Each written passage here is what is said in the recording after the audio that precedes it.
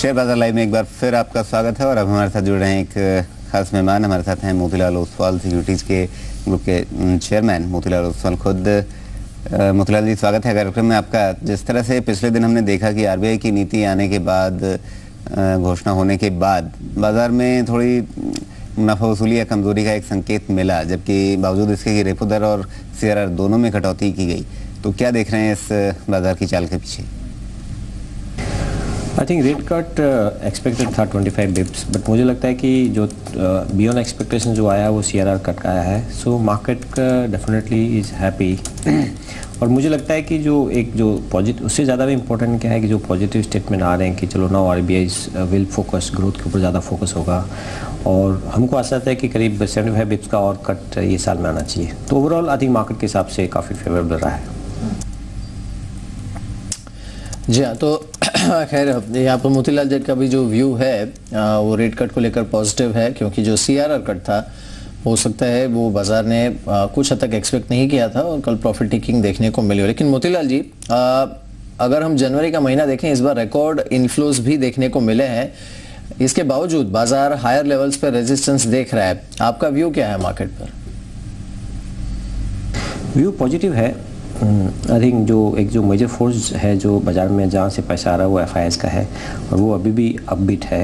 Overall जो quarterly जो नतीजे आ रहे हैं वो भी मुझे लगता है कि बेटर देन एक्सपेक्टेशंस है। और बजट का भी मोमेंटम, आई थिंक जो मिनिस्ट्री से और काफ़ी इंडिकेशन आ रहे हैं कि भी बजट भी एक अच्छा ग्रोथ ओरिएंटेड बजट आएगा।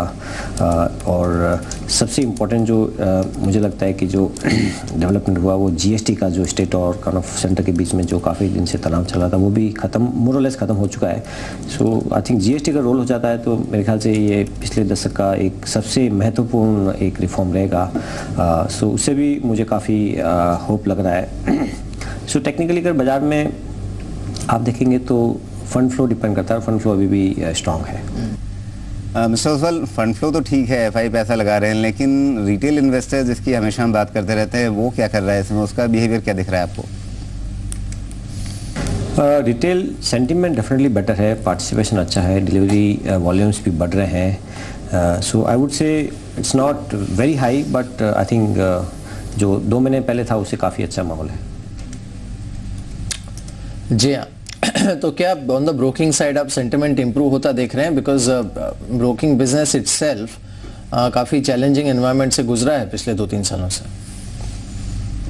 देखिए, ब्रोकिंग वॉल्यूम्स डेफिनेटली बेटर है और जैसे मैंने बताया कि डिलीवरी जो 60 to 70% जो हमारा रेवेन्यू आता है वो डिलीवरी वॉल्यूम से आता है। सो डिलीवरी वॉल्यूम्स अच्छा है। स्मॉल मिड कैप में रिटेल का एक्शन काफ़ी है, उसमें भी काफ़ी अच्छे हैं। सो ओवरऑल आई थिंक मुझे लगता है ये साल में काफ़ी देखेंगे पिछले 2 क्वार्टर के बजाय ये क्वार्टर में कॉन्फिडेंस और ब्रोकिंग वॉल्यूम्स काफ़ी ज़्यादा है। मिस्टर ओसवाल, इस बार के तिमाही नतीजे काफ़ी हद तक हमारे सामने आ चुके हैं और अब सामने बजट है। इन दोनों बातों को ध्यान में रखते हुए आगे के लिए नज़रिया क्या बन रहा है? डेफिनेटली अगर बजट के बारे में थोड़ा सा यूफोरिया रहेगा तो मुझे लगता है कि एक नया हाई आने की अच्छी उम्मीद है। यस, इट डिपेंड्स डेफिनेटली कि भाई ये एफआईआईज़ का पैसा कितना आता है, रुपये का मूवमेंट कैसा रहता है, लेकिन अभी तक तो माहौल जिस हिसाब से बन रहा है उसके हिसाब से मुझे लगता है कि नए हाई का पॉसिबिलिटी मे बी अबाउट से 60%।